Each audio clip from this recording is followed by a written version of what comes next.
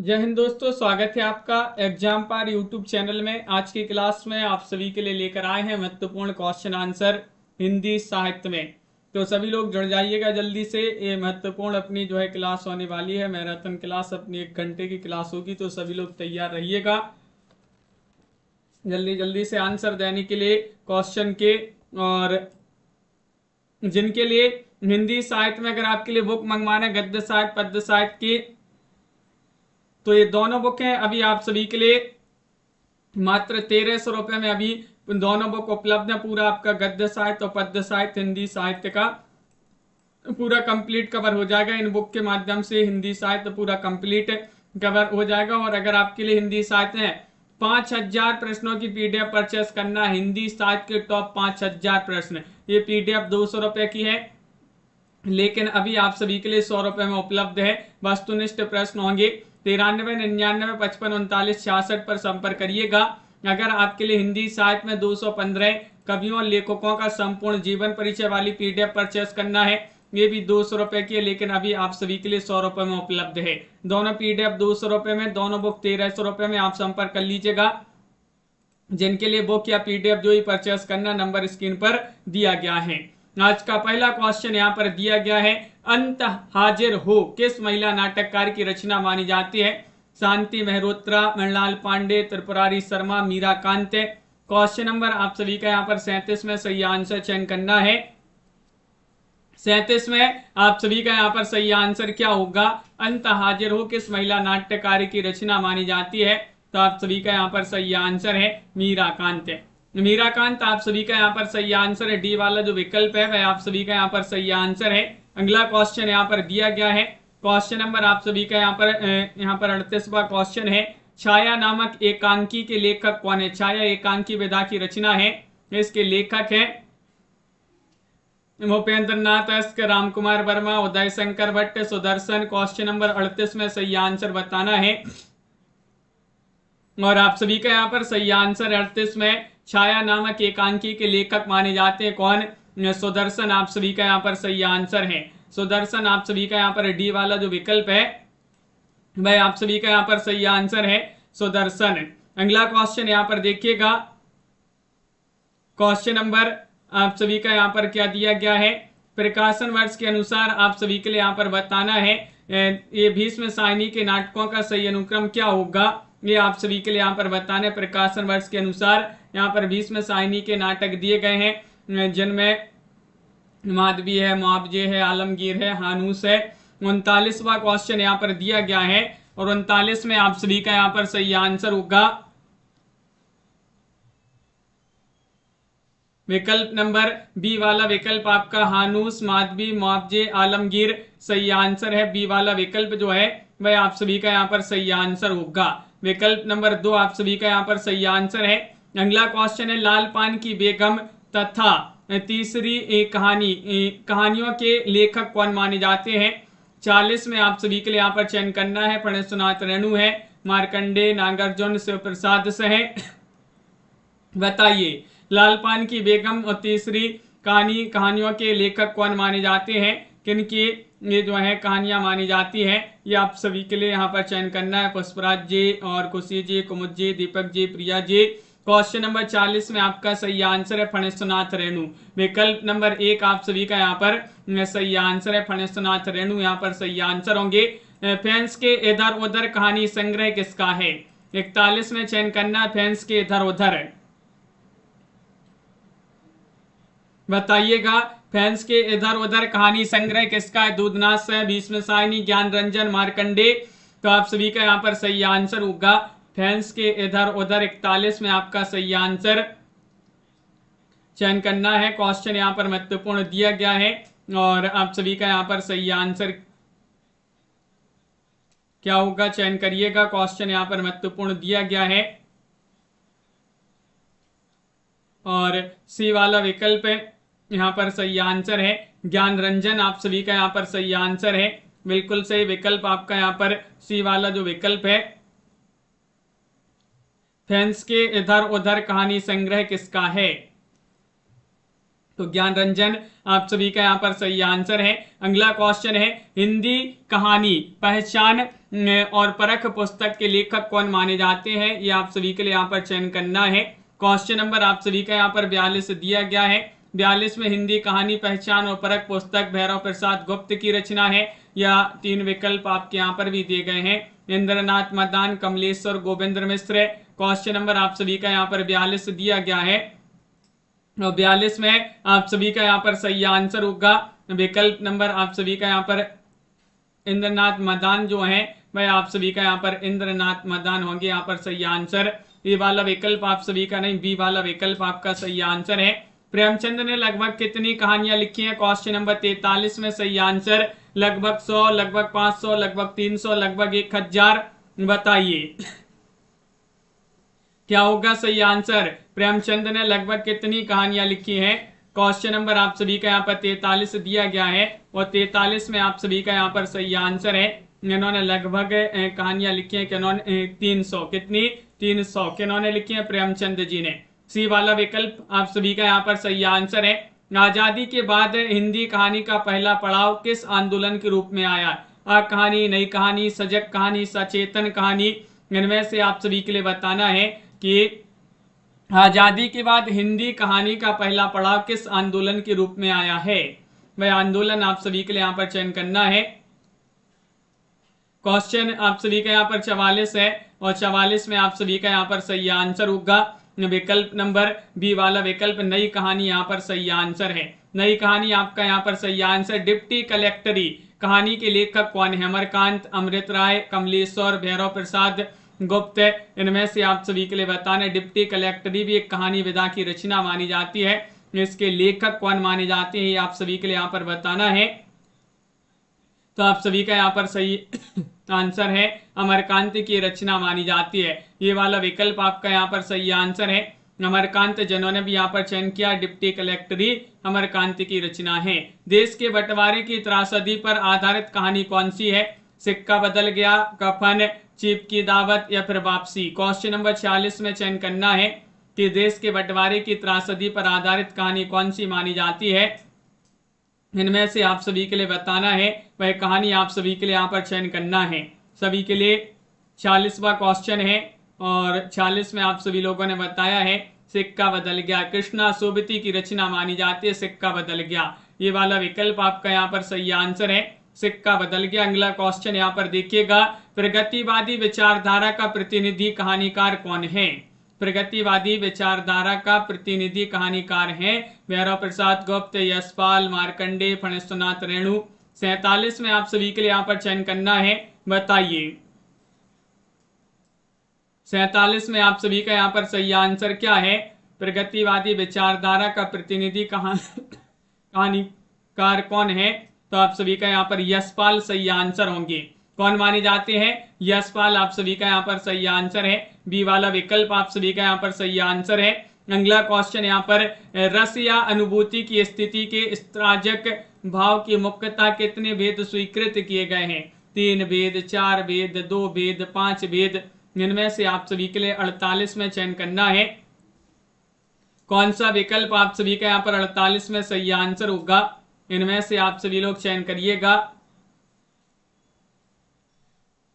और 48 में आप सभी का यहाँ पर 4 सही आंसर। विकल्प नंबर डी वाला विकल्प जिन्होंने भी यहाँ पर चयन किया है उनका यहाँ पर सही आंसर होगा। डी वाला विकल्प आपका यहाँ पर सही आंसर है। क्वेश्चन नंबर आप सभी का यहाँ पर दिया गया है, यहाँ पर है क्वेश्चन नंबर आप सभी का 49वां क्वेश्चन है कि प्रज्ञा नव नमोन्मेष शालिनी प्रतिभा मता ए पंक्ति के साचार्य की मानी जाती है। 49 में राज जगन्नाथ की रचना है या फिर दंडी भट्टतोत या वामनखिन की ये पंक्ति है। ये पंक्ति आप सभी के लिए यहाँ पर बताना है, प्रज्ञा नव नमोन्मेष शालिनी प्रतिभा मतः।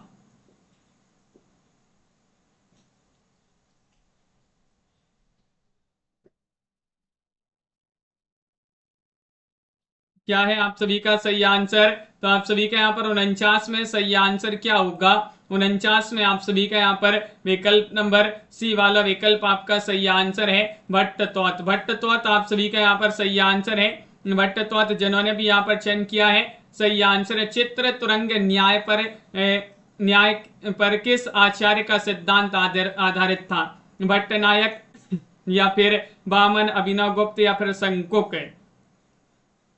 इनमें से चयन करना। चित्र तुरंग न्याय पर किस आचार्य का सिद्धांत आधारित था? तो आप सभी का यहाँ पर 50 में सही आंसर है विकल्प नंबर डी, शंकुक यहाँ पर सही आंसर होंगी। शंकुक आप सभी का यहाँ पर सही आंसर है। बहुत बढ़िया, डी वाला विकल्प MS वर्मा जी, प्रमोद जी, डी वाला विकल्प है आपका यहाँ पर सही आंसर है। अगला क्वेश्चन यहाँ पर देखिएगा, क्वेश्चन नंबर आप सभी का यहाँ पर दिया गया 51वां क्वेश्चन है।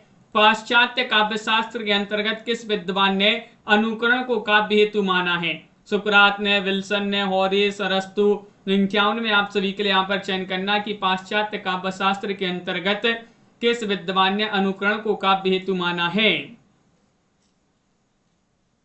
और आप सभी का यहाँ पर सही आंसर है। क्वेश्चन आप सभी का यहाँ पर 51 दिया है और अरस्तु आप सभी का यहाँ पर सही आंसर होंगे। डी वाला विकल्प आप सभी का यहाँ पर सही आंसर है। अरस्तु जिन्होंने भी यहाँ पर चयन किया है उनका यहाँ पर सही आंसर होगा। अगला क्वेश्चन यहाँ पर दिया गया है, क्वेश्चन नंबर 52 है। गिरा अर्थ जल बीची सम्य कहियत भिन्न ना भिन्न किस कवि की पंक्ति है? जायसी, सूरदास, तुलसीदास, रहीमदास? इनमें से आप सभी के लिए बताने, सभी के कमेंट यहाँ पर देखते जाते हैं। बहुत बढ़िया, आप सभी लोग आंसर बताते जाते हैं जल्दी जल्दी से। गिरा अर्थ जल बीच समय कय्यत भिन्न न भिन्न किस आचार्य की पंक्ति मानी जाती? किसकी पंक्ति है, किस कवि की पंक्ति है? 52 में बताना है तो तुलसीदास आप सभी का यहाँ पर सही आंसर होंगे। सी वाला विकल्प जो है वह आपका सही आंसर है। तुलसीदास आपका सही आंसर है। क्वेश्चन नंबर आप सभी का यहाँ पर दिया गया है 53वां क्वेश्चन है। भाव संधि, भाव सबलता तथा भाव शांति किस भाव की प्रमुख स्थितियां हैं? स्थायी भाव, अनुभाव, संचारी भाव, विभाव? क्वेश्चन नंबर 53 में आप सभी के लिए यहाँ पर बताना है 53 में आप सभी का सही आंसर क्या होगा कि भाव संधि, भाव सबलता और भाव शांति किस भाव की प्रमुख स्थितियां हैं? तो संचारी भाव आप सभी का यहाँ पर 53 में सी वाला जो विकल्प है वह आपका यहाँ पर सही आंसर है। संचारी भाव यहाँ पर सही आंसर होगा। आचार्य रुद्रट ने किस रीति का आविष्कार किया है? क्वेश्चन आप सभी का यहाँ पर चंगन दिया गया है, लाटी, वैदर्भी, गौड़ी या फिर पांचाली? रुद्रट जो है, रुद्रट इन्होंने किस रीति का आविष्कार किया है? बताइएगा सभी लोग। क्वेश्चन यहाँ पर महत्वपूर्ण दिया गया है और चंगन में आप सभी का यहाँ पर सही आंसर होगा।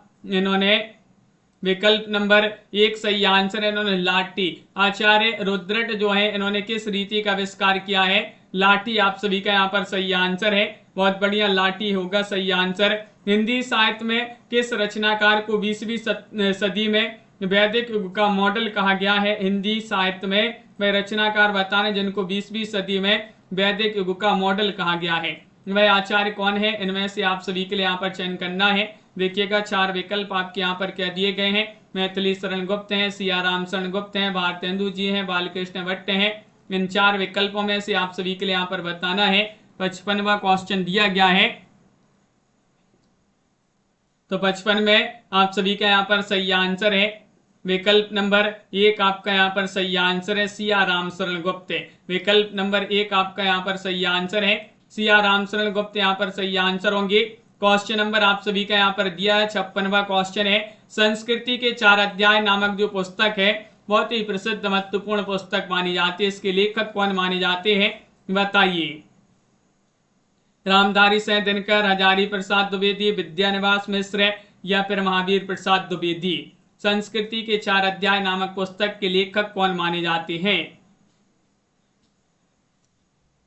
ये आप सभी के लिए यहाँ पर बताना है। 56 में आपका सही आंसर रामधारी सिंह दिनकर जी जो हैं उन्हीं की रचना मानी जाती है। संस्कृति के 4 अध्याय के रचनाकार कौन है? रामधारी सिंह दिनकर आपका यहाँ पर सही आंसर है। बेडब बनारसी के नाम से व्याख्यात लेखक का वास्तविक नाम क्या है? कृष्ण बिहारी गौड़ है या फिर कृष्णकांत गौड़, कृष्ण देव प्रसाद गौड़, कमला शंकर गौड़?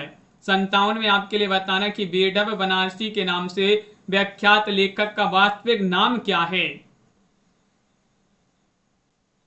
इनमें से आप सभी के लिए बताना है उनका नाम है, क्या नाम है? आप सभी का सही आंसर होगा कृष्ण प्रसाद गौड़, कृष्ण देव प्रसाद गौड़। कृष्ण देव प्रसाद गौड़। आप सभी का यहाँ पर सी वाला विकल्प जो है वह आप सभी का यहाँ पर सही आंसर होगा। क्वेश्चन नंबर आप सभी का यहाँ पर दिया गया है, क्वेश्चन आप सभी का यहाँ पर 58 है कि किस रचनाकार को परतंत्र भारत का वास्तविक वैतालिक कहा गया है। क्वेश्चन नंबर 58 में आप सभी के लिए यहाँ पर बताना है सूर्यकांत त्रिपाठी निराला, रामधारी सिंह दिनकर, माखनलाल चतुर्वेदी, बालकृष्ण शर्मा नवीन। 58 में आप सभी के लिए बताना है कि किस रचनाकार को परतंत्र भारत का वास्तविक वैतालिक कहा गया है। चयन करिएगा क्या है आप सभी का सही आंसर। 58 में बताना है और 58 में आपका सही आंसर है रामधारी सिंह दिनकर। क्या है सही आंसर? रामधारी सिंह दिनकर यहाँ पर सही आंसर, बी वाला विकल्प यहाँ पर सही आंसर है। अगला क्वेश्चन यहाँ पर दिया गया है, क्वेश्चन आप सभी का यहाँ पर दिया गया है, यहाँ पर 59वां क्वेश्चन है कि हिमालयनो प्रभास ये किसकी रचना मानी जाती है।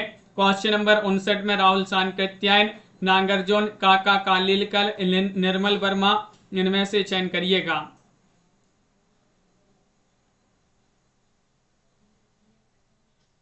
तो इनमें से आप सभी के लिए 59 में बताना है, तो 59 में आपका सही आंसर है ये काका कालीलकर की रचना मानी जाती है। किनकी रचना है? काका कालीलकर जो है उन्हीं की रचना मानी जाती है। सी वाला विकल्प आपका यहाँ पर सही आंसर है, काका कालीलकर। अगला क्वेश्चन दिया गया, प्रारंभ में प्रेमचंद किस नाम से रचनाएं लिखते थे। क्वेश्चन नंबर 60 में चयन करना है नवाब राय, दौलत राय, वियोगी राय या फिर सुख राय। इनमें से बताना है। आज अपनी जो है संख्या कम है क्लास में, क्या बात है, तो सभी लोग जल्दी से शेयर करते जाइएगा, इस क्लास को लाइक भी कर लें। प्रारंभ में प्रेमचंद जी किस नाम से रचना लिखते थे। 60 में आप सभी का सही आंसर नवाब राय सही आंसर होंगी। नवाब राय यहाँ पर सही आंसर। किस कथाकार को हिंदी का शरत कहा गया है। वह कथाकार 61 में चयन करना है। गे है, ईलाचंद जोशी है या फणेश्वरनाथ रेणु है, जैनेन्द्र कुमार है। बताइएगा क्या होगा सही आंसर। किस कथाकार को हिंदी का शरत कहा गया है। और आप सभी का यहाँ पर सही आंसर होगा 61 में हिंदी का शरत कहा गया है किनके लिए। 61 में आपका सही आंसर डी वाला विकल्प सही आंसर है, जैनेन्द्र कुमार को। जैनेन्द्र कुमार यहाँ पर सही आंसर है, डी वाला विकल्प आप सभी का यहाँ पर सही आंसर होंगे। बहुत बढ़िया, सभी लोगों ने सही आंसर जैनेन्द्र कुमार चयन किया है। क्वेश्चन नंबर आप सभी का यहाँ पर दिया 62वां क्वेश्चन है कि जो मंगला प्रसाद पारितोषिक पुरस्कार या सम्मान है ये किस संस्था द्वारा प्रदान किया जाता रहा है। हिंदी साहित्य सम्मेलन प्रयाग, राष्ट्रीय नाटक अकादमी, साहित्य अकादमी, हिंदी अकादमी दिल्ली। 62 में आपके लिए चयन करना है, बताइए तो क्या होगा सही आंसर। मंगला प्रसाद पारितोषिक किस संस्था द्वारा प्रदान किया जाता रहा है। 62 में आप सभी का सही आंसर है विकल्प नंबर 1 हिंदी साहित्य सम्मेलन प्रयाग, ये वाला विकल्प आप सभी का यहाँ पर सही आंसर है। हिंदी साहित्य सम्मेलन प्रयाग यहाँ पर सही आंसर। निम्न इन निबंधकारों में से किसने केवल 6, 7 या 8 निबंध, यहाँ पर 7 नहीं 8 होंगे, 8 निबंध लिखे हैं। इनमें से बताइएगा। इस प्रकार क्वेश्चन पूछा जाता है कि किसने केवल 6 या 8 निबंध लिखे हैं। सरदार पूर्ण सिंह, विद्यानिवास मिश्र, गुलाब राय, महावीर महादेव वर्मा। 63वां क्वेश्चन यहाँ पर दिया गया है और 63 में आप सभी का यहाँ पर सही आंसर होगा सरदार पूर्ण सिंह है। सरदार अध्यापक पूर्ण सिंह जो है वह आपका यहाँ पर सही आंसर। 8 निबंध लिखे, 8 नहीं मिलता तो कहीं कहीं जो है क्वेश्चन 6 में पूछ लिया जाता है, तो 6 या 8 निबंध इन्होंने लिखे हैं। अगला क्वेश्चन दिया है ब्राटा की पद्मनी उपन्यास के लेखक कौन माने जाते हैं। 64 में बताने फणेश्वरनाथ रेणु है, वृंदावन लाल वर्मा है या फिर विष्णु प्रभाकर है, मनु शर्मा है। 64 में आप सभी लोग बताइएगा। इनमें से चयन करना है। ब्राटा की पद्मनी उपन्यास विधा की रचना है और इसके लेखक कौन माने जाते हैं। 64वां क्वेश्चन दिया गया है और वृंदावन लाल वर्मा जी जो हैं उन्हीं की रचना मानी जाती है। वृंदावन लाल वर्मा आप सभी का यहाँ पर सही आंसर, बी वाला विकल्प यहाँ पर सही आंसर। राहुल सांकृत्यायन के बचपन का नाम क्या है। केदार बाबू है, बद्रीनाथ, केदारनाथ पांडे, केदारनाथ द्विवेदी। क्वेश्चन नंबर 65 में सही आंसर बताइए क्या होगा सही आंसर। राहुल सांकृत्यायन जी जो है इनके बचपन का नाम आप सभी के लिए यहाँ पर चयन करना है और आप सभी लोगों का सही आंसर होगा क्वेश्चन नंबर 65 में विकल्प नंबर सी वाला विकल्प केदारनाथ पांडे यहाँ पर सही आंसर होंगे। केदारनाथ पांडे इनके बचपन का नाम माना जाता है। महाभारत काल की पृष्ठभूमि पर वर्तमान युग के परिवेश को चित्रित करने वाली कृति कौन सी है? अंधा युग है, कामायनी है, चांद का मटेड़ा या फिर संसद से सड़क तक? अंधा युग धर्मवीर भारती की रचना, कामायनी प्रसाद, चांद का मटेड़ा मुक्तिबोध, संसद से सड़क तक धूमिल की रचना है। इनमें से आप सभी के लिए बताना है। ये क्लास अपनी रोज 10 बजे चलती है रोज। महाभारत काल की पृष्ठभूमि पर वर्तमान युग के परिवेश को चित्रित करने वाली कृति है अंधा युग, धर्मवीर भारती की रचना मानी जाती है, गीति नाट्य माना जाता है। जंजीरें और दीवारें पुस्तक के रचनाकार कौन है? 67 में आप सभी के लिए चयन करना है जंजीरें और दीवारें। बताइएगा जंजीरें और दीवारें पुस्तक के रचनाकार कौन माने जाते हैं? 67वां क्वेश्चन यहाँ पर दिया गया है। उपेन्द्र नाथ, रामेश्वर शुक्ल, अंचल, रामवृक्ष बेनीपुरी, यशपाल। तो आप सभी का यहाँ पर रामवृक्ष बेनीपुरी यहाँ पर सही आंसर होंगे। रामवृक्ष बेनीपुरी आप सभी का यहाँ पर सही आंसर है। अगला क्वेश्चन दिया है असंगत, यहाँ पर इसको छोड़ते आगे बढ़ते हैं। यहाँ पर कुछ क्वेश्चन जो है छूट गए हैं, यहाँ से बताना है। ये क्वेश्चन यहाँ से 82वां क्वेश्चन जो है यहाँ से बताना कि निम्नलिखित में से किस वाक्य में क्रिया विशेषण का प्रयोग हुआ है?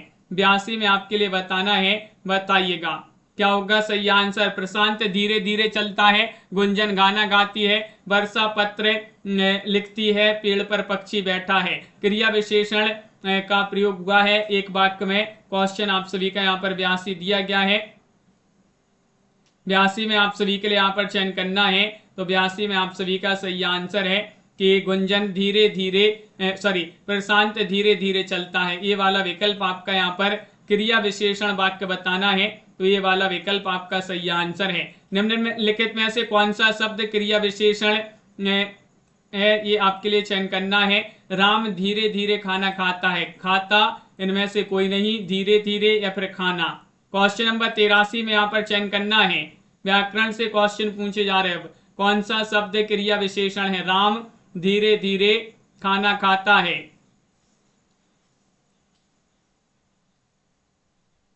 तो आप सभी का यहाँ पर सही आंसर क्या है? वो क्वेश्चन जो है अलग हैं, वो एक स्क्रीन पर जो है, स्क्रीन पर पूरे नहीं आ पाते हैं, बहुत बड़े बड़े क्वेश्चन है वो, तो यहाँ पर इसलिए छोड़ दिए। 83 में आपका सही आंसर है धीरे धीरे। आप सभी का यहाँ पर क्रिया विशेषण शब्द बताना है, तो धीरे धीरे आपका सही आंसर होगा। निम्नलिखित में से कौन सा आविकारी शब्द भेद नहीं है? संबंध बोधक अव्यय, विस्मयादि बोधक अव्यय, क्रिया विशेषण, विशेषण। क्वेश्चन नंबर 84 में बताना है। 84 में चयन करिएगा कौन सा आविकारी शब्द का भेद नहीं है, नहीं बताना है।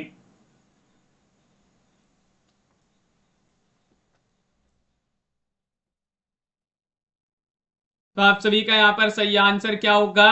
आविकारी शब्द का भेद नहीं है। तो आप सभी का यहाँ पर 84 में क्या होगा सही आंसर, ये बताना है। बताइएगा, क्वेश्चन यहाँ पर महत्वपूर्ण दिया गया है। और आप सभी का यहाँ पर विशेषण सही आंसर होगा। विशेषण आप सभी का यहाँ पर डी वाला जो विकल्प है वह सही आंसर है। कालवाचक क्रिया विशेषण का प्रयोग हुआ है। आज मेरी परीक्षा है, तुम बहुत धीरे धीरे चलते हो, रमेश यहाँ रहता है, वह उतना ही भार उठा पाएगा। कालवाचक क्रिया विशेषण का प्रयोग किस वाक्य में हुआ है? क्वेश्चन नंबर 85 यहाँ पर दिया गया है।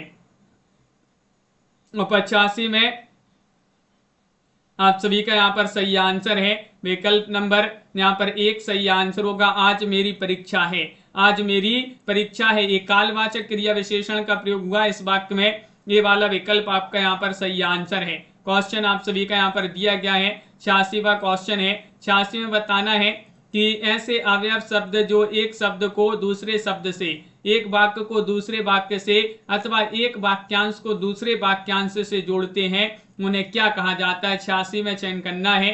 विस्मयादि बोधक, क्रिया विशेषण, संबंध बोधक, या और एक विकल्प आपका यहाँ पर भी दिया है समुच्चय बोधक।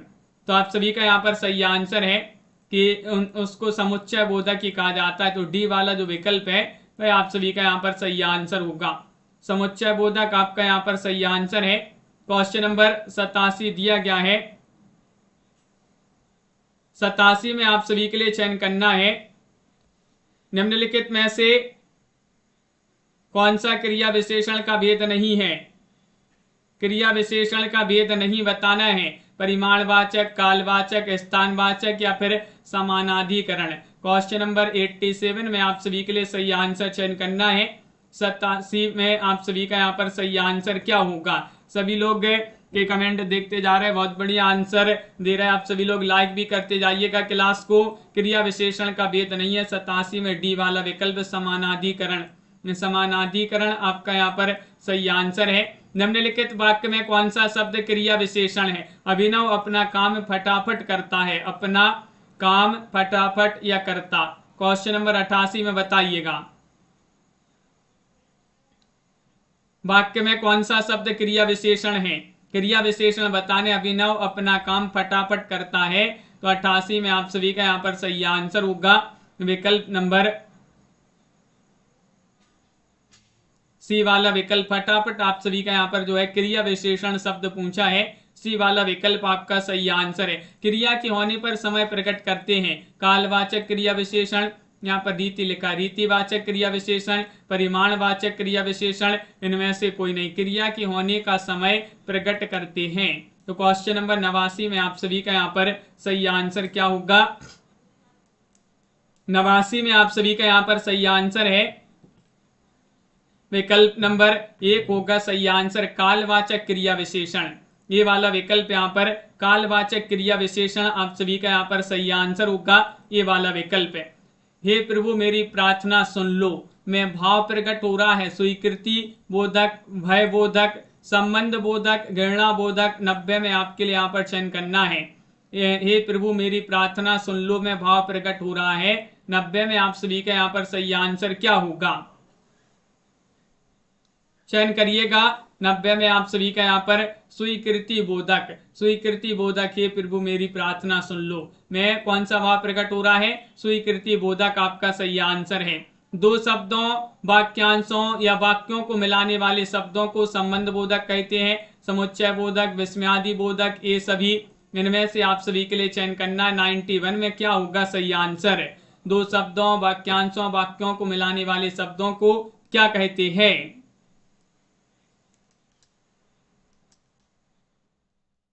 तो आप सभी का यहाँ पर सही आंसर है, इसके लिए कहते हैं 91 में आपका सही आंसर होगा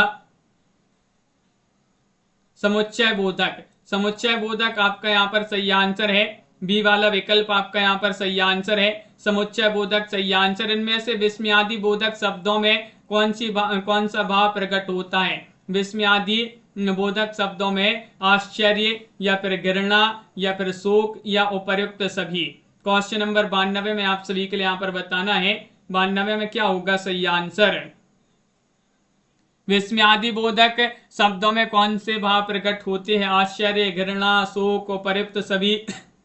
92वां क्वेश्चन यहाँ पर दिया गया है और आप सभी का यहाँ पर सही आंसर है, उपर्युक्त सभी भाव जो है प्रकट होते हैं। डी वाला विकल्प आपका यहाँ पर सही आंसर है, उपर्युक्त सभी आपका यहाँ पर सही आंसर है। संबंध बोधक शब्द किसके बाद जुड़ते हैं, संबंध बोधक शब्द किसके बाद जुड़ते हैं।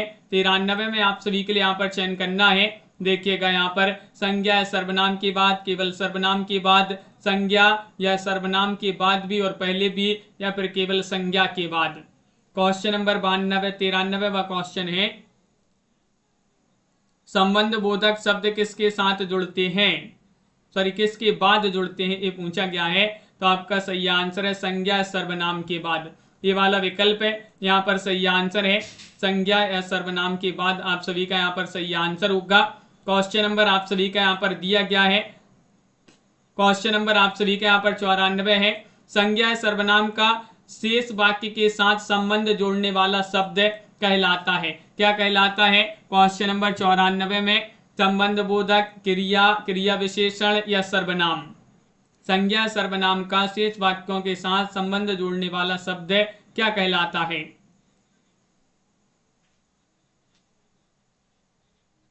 तो कनक जी और ब्रजेश जी आप सभी का यहाँ पर सही आंसर है, किरण जी ये कहलाता है। 94 में ये वाला विकल्प आपका सही आंसर है। संबंध बोधक। क्या है सही आंसर? संबंध बोधक आप सभी का यहाँ पर सही आंसर है। क्रिया विशेषण किसकी विशेषता बताता है? संज्ञा, सर्वनाम, क्रिया या प्रबल। 95 में आप सभी के लिए यहाँ पर चयन करना है। 95 में आपका क्या होगा सही आंसर? क्रिया विशेषण किसकी विशेषता बताता है? और आप सभी का यहां पर सही आंसर होगा 95 में विकल्प नंबर सी वाला विकल्प क्रिया आप सभी का यहां पर सही आंसर है। क्रिया आप सभी का यहां पर सही आंसर है, सी वाला विकल्प। अगला क्वेश्चन यहां पर देखते हैं। क्वेश्चन नंबर 96 है। समुच्चय बोधक के उदाहरण आप सभी के लिए यहां पर 96 में बताना है कि पास से दूर और क्योंकि, मैं, पर, सुबह, रात, इन चार विकल्पों में से बताने समुच्चय बोधक के उदाहरण आप सभी के लिए यहां पर चयन करना है। कौन से समुच्चय बोधक के उदाहरण बताना है 96 में? और क्योंकि, तो बी वाला विकल्प आपका सही आंसर है। और क्योंकि आप सभी का यहाँ पर सही आंसर होगा बी वाला विकल्प है। विजयी हो तुम अवश्य शत्रु को हटा सकोगे, ये आपके लिए बताना है। हर्ष बोधक है, घृणा बोधक, शोक बोधक, आशीर्वाद बोधक। वाक्य बताना है। 97 में आप सभी के लिए यहाँ पर चयन करना है। क्या है सही आंसर? विजयी हो तुम अवश्य शत्रु को हटा सकोगे। तो ये आशीर्वाद बोधक वाक्य आप सभी का यहाँ पर इस प्रकार डी वाला जो विकल्प है वह आप सभी का यहाँ पर सही आंसर होगा। डी वाला विकल्प जो है वह आप सभी का यहाँ पर सही आंसर है। क्वेश्चन नंबर आप सभी का यहाँ पर दिया है 98। अव्यय शब्द की मुख्यतः कितने भेद माने जाते हैं? 98 में आप सभी के लिए बताना है 3, 4, 5, 6। बताइए क्या होगा सही आंसर? अव्यय शब्द के मुख्यतः कितने भेद माने जाते हैं? 98 में आप सभी के लिए चयन करना है। और 98 में आप सभी का यहाँ पर सही आंसर होगा 5। कितने? 5 आप सभी का यहाँ पर सही आंसर है। विकल्प नंबर सी वाला जो विकल्प है वह आप सभी का यहाँ पर सही आंसर है। 5 आप सभी का यहाँ पर सही आंसर होगा। अगला क्वेश्चन यहाँ पर देखते हैं क्या दिया गया है। क्वेश्चन नंबर आप सभी का यहाँ पर क्रिया विशेषण के कितने भेद होते हैं? 99 में आप सभी के लिए यहाँ पर चयन करना है। 99 में 3, 4, 5, 8। बताइए क्रिया विशेषण के कितने भेद होते हैं? 99 में आप सभी के लिए यहाँ पर चयन करना है। और आप सभी का यहाँ पर सही आंसर होगा 4 होते हैं। 4 आप सभी का यहाँ पर होंगे 4। क्रिया विशेषण के कितने भेद होते हैं? 4 आप सभी का यहाँ पर सही आंसर है। अव्यय शब्दों का दूसरा नाम है। क्या है दूसरा नाम? क्वेश्चन नंबर 100 में आप सभी के लिए बताना है। ये विकल्प आपके यहाँ पर दिए गए हैं। तत्सम, अविकारी, उपकारी, तद्भव। क्वेश्चन नंबर 100 का सही आंसर क्या होगा? ये आप सभी लोग यहाँ पर चयन करेंगे। इनमें से चयन करना है। और आप सभी का यहाँ पर सही आंसर है 100 में विकल्प आप सभी लोगों ने जिन्होंने भी यहाँ पर चयन किया है अविकारी, उनका यहाँ पर सही आंसर है। अविकारी आपका सही आंसर है। कभी कौन सा अव्यय है? बताइए। कालवाचक, स्थानवाचक, रीतिवाचक, परिमाणवाचक। कभी कभी बताना है। बताइए कौन सा अव्यय माना जाएगा? इनमें से चयन करना है। चयन करिएगा। क्वेश्चन महत्वपूर्ण है। सोनाली जी, श्वेता जी और सुशील जी, आप सभी का यहाँ पर सही आंसर है। कभी कैसा अव्यय है? तो 101 में आप सभी का यहाँ पर सही आंसर होगा। एक कालवाचक होगा। कालवाचक आप सभी का यहाँ पर सही आंसर है। ये वाला विकल्प जिन्होंने भी यहाँ पर कालवाचक चयन किया है सही आंसर है। बाहर कौन सा अव्यय है? कालवाचक, स्थानवाचक, रीतिवाचक, परिमाणवाचक। क्वेश्चन नंबर 2 में आपके लिए बताना है बाहर।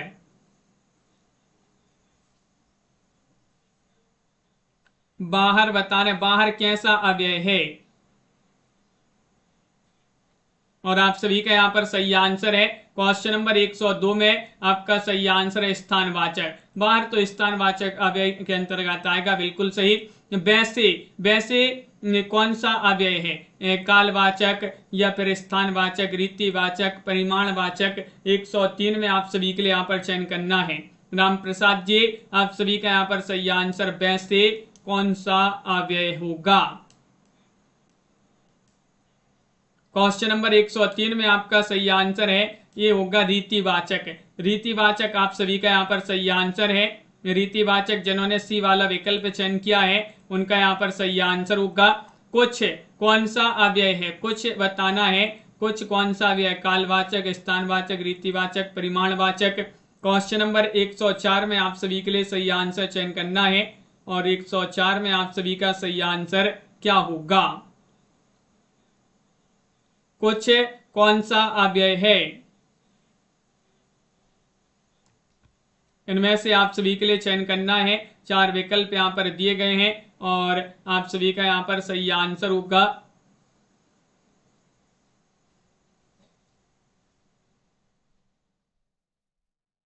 तो यहाँ पर 4 में डी वाला विकल्प परिमाणवाचक आप सभी का यहाँ पर सही आंसर है। परिमाणवाचक आपका यहाँ पर सही आंसर है। अगला क्वेश्चन क्या है देखिए, संजना परसों आएगी, इस वाक्य में रेखांकित शब्द क्रिया विशेषण शब्द का भेद बताइएगा। क्या होगा सही आंसर?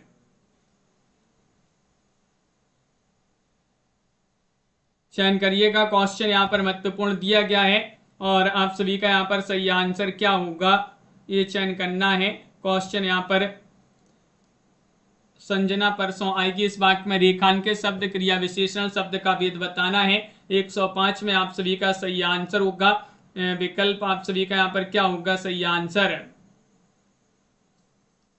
ये वाला विकल्प आपका सही आंसर है। कालवाचक यहाँ पर सही आंसर है। ये वाला विकल्प आपका यहाँ पर सही आंसर होगा सम्राट जी। अगला क्वेश्चन यहाँ पर दिया गया है, वह है क्या चौका मारा है में रेखांकित शब्द में कौन सा अव्यय होगा? क्वेश्चन नंबर 6 में आप सभी के लिए चयन करना है। बताइएगा क्या होगा आप सभी का सही आंसर? वह क्या चौका मारा रेखांकित शब्द में कौन सा अव्यय? संबंध बोधक, समुच्चय बोधक, निपात या फिर विस्मयादि बोधक? 106 में आप सभी के लिए यहाँ पर चयन करना है तो 106 में आप सभी का सही आंसर होगा विकल्प नंबर आप सभी का यहाँ पर डी वाला विकल्प यहाँ पर सही आंसर है विस्मयादि बोधक। यहाँ पर विस्मयादि बोधक चिन्ह भी लगा है, देखिएगा ये चिन्ह है। और अगला क्वेश्चन यहाँ पर देखते हैं। क्वेश्चन नंबर आप सभी का यहाँ पर 107 है, विद्यालय के सामने सुंदर बगीचा है, वाक्य में रेखांकित शब्द क्रिया विशेषण संबंध बोधक बोधक निपात समुच्चय बोधक, इनमें से आप सभी के लिए चयन करना है। बताइए क्या होगा सही आंसर? विद्यालय के सामने सुंदर बगीचा है, वाक्य में रेखांकित शब्द में आप सभी के लिए बताना है। 107 में सही आंसर चयन करना है तो आप सभी का यहाँ पर सही आंसर है संबंध बोधक। बी वाला विकल्प आपका सही आंसर है, संबंध बोधक होगा सही आंसर। बहुत बढ़िया, बी वाला विकल्प आप सभी का यहाँ पर सही आंसर है।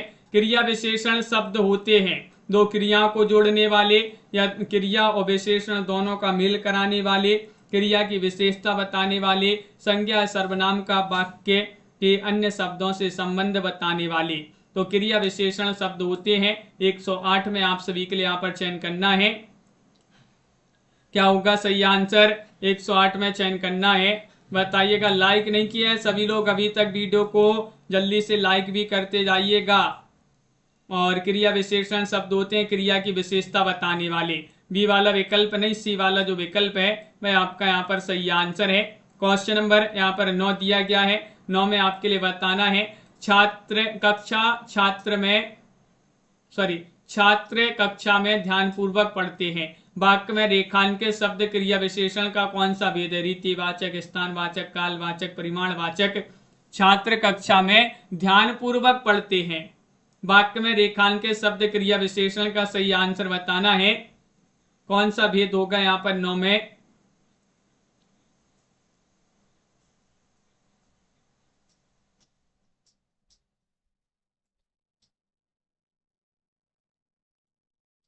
तो आप सभी का यहाँ पर सही आंसर है 9 में विकल्प नंबर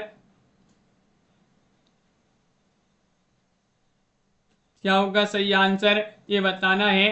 तो आप सभी का यहाँ पर चयन करिएगा, महत्वपूर्ण क्वेश्चन है।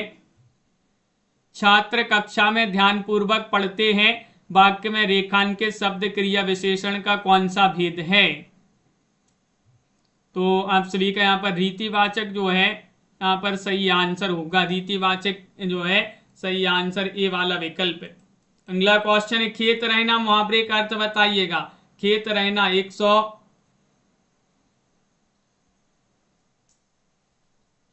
यहाँ पर खेत रहना मुहावरे का अर्थ 110 में सही आंसर चयन करना है। 110 में आप सभी का यहाँ पर सही आंसर क्या होगा, चयन करिएगा इनमें से। युद्ध में शहीद होना, कानूनी विवाद से जमीन का बच जाना, जमीन बिक जाना, जमीन खरीदना। 110 में आप सभी के लिए यहाँ पर चयन करना है। तो 110 में आप सभी का यहाँ पर सही आंसर है खेत रहना यानी कि युद्ध में शहीद होना, ये वाला विकल्प आपका सही आंसर है। क्वेश्चन आप सभी का यहाँ पर दिया गया है। 11वां क्वेश्चन है, घड़ी में तोला घड़ी में पासा। घड़ी में तोला घड़ी में मासा, ये इसका सही अर्थ बताना है। बहुत ही नाजुक मिजाज या फिर डंडी मारने में कुशल व्यापारी, ऐसा व्यापार जिसमें एक पल मुनाफा तो दूसरी तरफ जो है नुकसान, जरा सी बात पर खुश और नाराज होना। 11 में आप सभी के लिए यहाँ पर चयन करना है। 11 में आप सभी के लिए यहाँ पर चयन करिएगा, क्या होगा सही आंसर। आप सभी का यहाँ पर सही आंसर है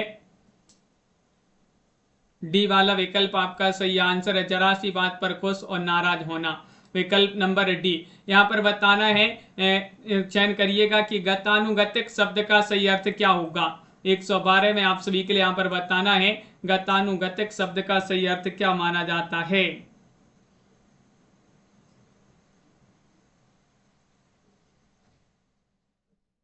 गतानुगतिक शब्द का अर्थ पूछा गया है, 12वां क्वेश्चन है।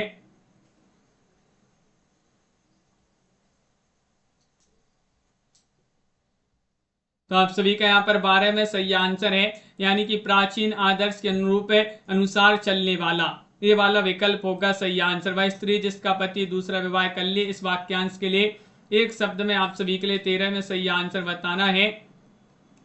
और आप सभी का यहाँ पर 113 में आप सभी के लिए चयन करना है कौन सा विकल्प आपका यहाँ पर सही आंसर है। वह स्त्री जिसका पति दूसरा विवाह कर ले, इस वाक्यांश के लिए एक शब्द क्या है।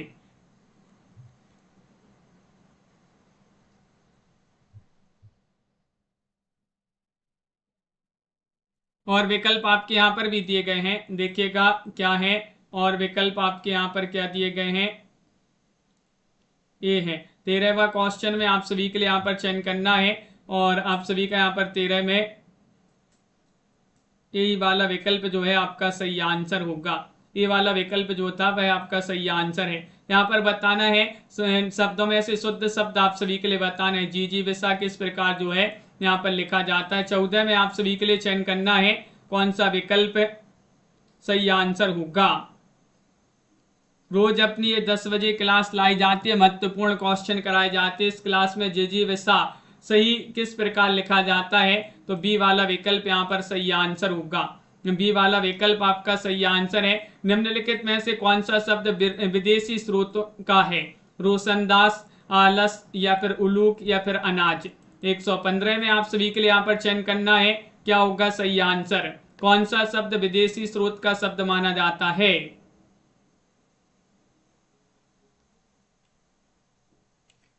तो आप सभी का यहाँ पर सही आंसर क्या होगा। 15 में आप सभी का ये रोशनदास यहाँ पर सही आंसर होगा। ये वाला विकल्प जो है आपका सही आंसर है। यहाँ पर आप सभी के लिए बताना कि हिंदी भाषा में निम्न शब्द किस विदेशी भाषा से आए हैं। तमाशा है, चेहरा है, बीमार, शादी, सरकार, दीवार, गुलाब, आमदनी, आतिशबाजी, भलाई। फारसी से, तुर्की से, अरबी से, पुर्तगाली से। 16 में आप सभी के लिए बताना है ये शब्द हिंदी भाषा में किस विदेशी भाषा से आए हैं। 16 में आपके लिए यहाँ पर चयन करना है, तो सही आंसर होगा फारसी से शब्द आए हैं।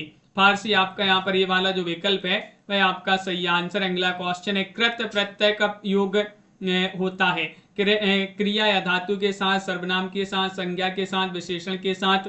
इनमें से आप सभी के लिए चयन करना है।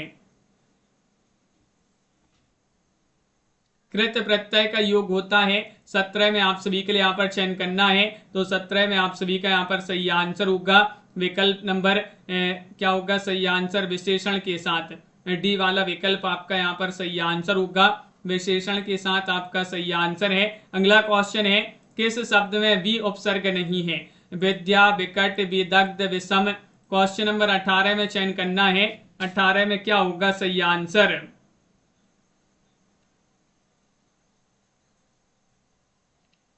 18 में आप सभी का यहाँ पर सही आंसर किस शब्द में वी उपसर्ग नहीं है? नहीं आप सभी के लिए यहाँ पर चयन करना है। तो आप सभी का यहाँ पर सही आंसर होगा, क्या होगा सही आंसर? आप सभी का यहाँ पर सही आंसर 18 में विद्या। विद्या आप सभी का यहाँ पर सही आंसर है, ये वाला विकल्प सही आंसर होगा। पांडव शब्द में कैसा प्रत्यय है? कृदंत, स्त्री, तद्धित प्रत्यय ही नहीं है। 119 में आपके लिए बताना है पांडव शब्द में कैसा प्रत्यय है।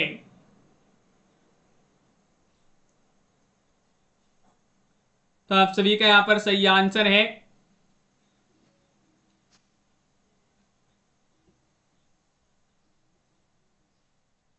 तो आप सभी का यहाँ पर सही आंसर है तद्धित। यहाँ पर सी वाला जो विकल्प है, सॉरी तद्धित नहीं, कृदंत हो। 19 में तो 19 में तद्धित ही, सॉरी तद्धित ही आपका सही आंसर है। पांडव शब्द में कैसा प्रत्यय है? तद्धित आपका सही आंसर है।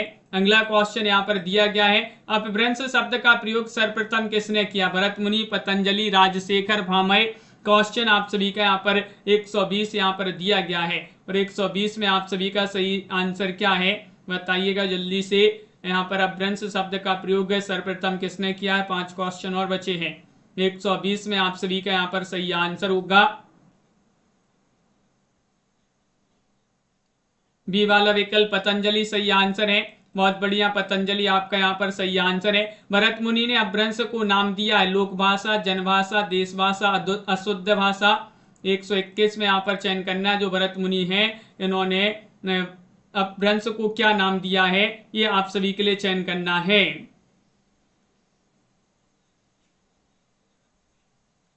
और आप सभी का यहाँ पर सही आंसर 121 में विकल्प नंबर आप सभी का यहाँ पर सही आंसर क्या होगा?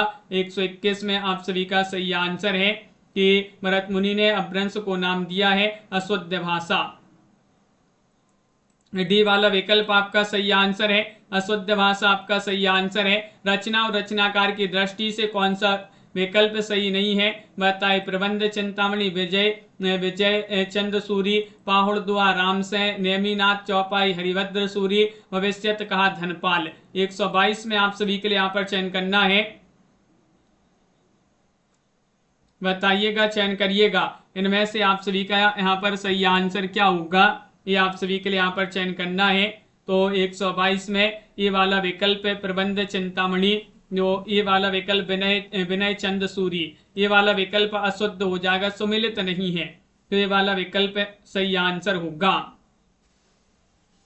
अगला क्वेश्चन है, निम्नलिखित में से किस विद्वान ने सरेपा को हिंदी का प्रथम कवि माना है? 23 में आप सभी के लिए चयन करना है। रामचंद्र शुक्ल, हजारी प्रसाद द्विवेदी, रामकुमार वर्मा, राहुल सांकृत्यायन। 123 में आपका यहाँ पर सही आंसर होगा। तो यहाँ पर रामकुमार वर्मा यहाँ पर या फिर राहुल सांकृत्यायन, हजारी प्रसाद द्विवेदी, रामचंद्र शुक्ल, ये 4 विकल्प यहाँ पर दिए गए। सरहपाद को हिंदी का प्रथम कवि किसने माना है? तो आप सभी का यहाँ पर राहुल सांकृत्यायन यहाँ पर सही आंसर होंगे। राहुल सांकृत्यायन, देख लेते हैं उस क्वेश्चन को भी। राहुल सांकृत्यायन यहाँ पर सही आंसर है। आचार्य रामचंद्र शुक्ल ने रासो शब्द का संबंध किस शब्द से माना है? रास से, रस्य से, रसायन से, रासक से। 124 में आप सभी का यहाँ पर सही आंसर होगा, इन्होंने रसायन से माना है। रसायन आप सभी का यहाँ पर सही आंसर होगा, बिल्कुल सही। यहाँ पर बताने कौन सिद्धों तथा नाथों की सूची में उभयनिष्ठ हैं? 125 में आपके लिए बताना है कौन सिद्धों तथा नाथों की सूची में उभयनिष्ठ हैं। ये आप लोग जो है आंसर बताइएगा क्या होगा सही आंसर। क्वेश्चन नंबर 25 में आप आंसर कमेंट में लिखिएगा। और अपना ये क्वेश्चन यहाँ पर है, भरत मुनि ने अपभ्रंश को क्या नाम दिया है? तो आप सभी का यहाँ पर क्या होगा सही आंसर?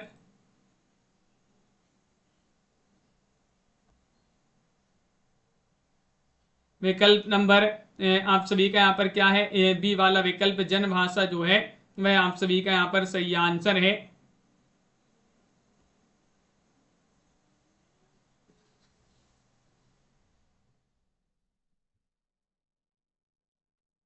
तो इस प्रकार आज की क्लास में जो है बहुत ही महत्वपूर्ण क्वेश्चन आंसर थे।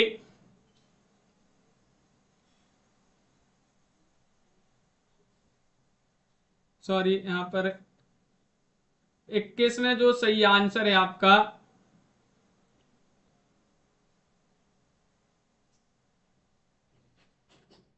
21 में जो सही आंसर है इसमें जो है आपका डी वाला देश भाषा और देश भाषा और अशुद्ध भाषा, इसमें जो है दो विकल्प में थोड़ी सा कंफ्यूज है। जनभाषा नहीं है, ना ही लोक भाषा का है। देश भाषा अशुद्ध भाषा ये जो है दो में कंफ्यूज लग रहा है, इसका जो है कल बता देंगे। वैसे अशुद्ध भाषा और देश भाषा में से कोई एक है। तो सभी लोग वीडियो को लाइक और चैनल को सब्सक्राइब अवश्य कर लीजिएगा।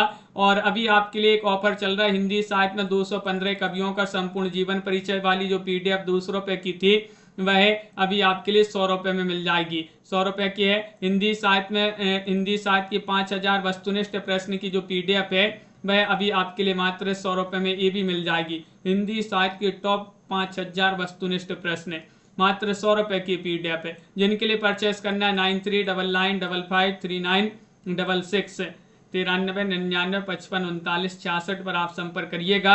ये पीडीएफ बुक भी आपके लिए उपलब्ध है। हिंदी साहित्य में गद्य साहित्य और पद्य साहित्य की 1300 रुपए की ये दोनों बुकें आपके लिए मिल जाएंगी। पूरा आपका हिंदी साहित्य यहाँ से कंप्लीट कवर हो जाएगा। जिनके लिए ये बुक मंगवाना है जल्दी से आप संपर्क कर लेंगे, जिनके लिए और पीडीएफ भी अभी 100 रुपए में मिल जाएंगी।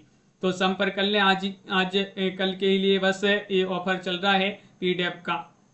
सभी के लिए बहुत बहुत धन्यवाद। रोज रात्रि में अपनी ये क्लास होती है 10 बजे, सुबह 9:10 पर भी होती है क्लास, शाम को रात्रि में 9 बजे, शाम को 4 बजे भी एक क्लास होती है। इन सभी क्लासों से जुड़िएगा। महत्वपूर्ण क्वेश्चन आंसर आप सभी के लिए करवाए जाते हैं।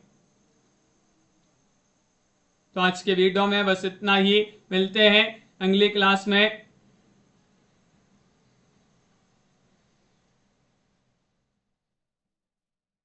आज के वीडियो में बस इतना ही। जय हिंद।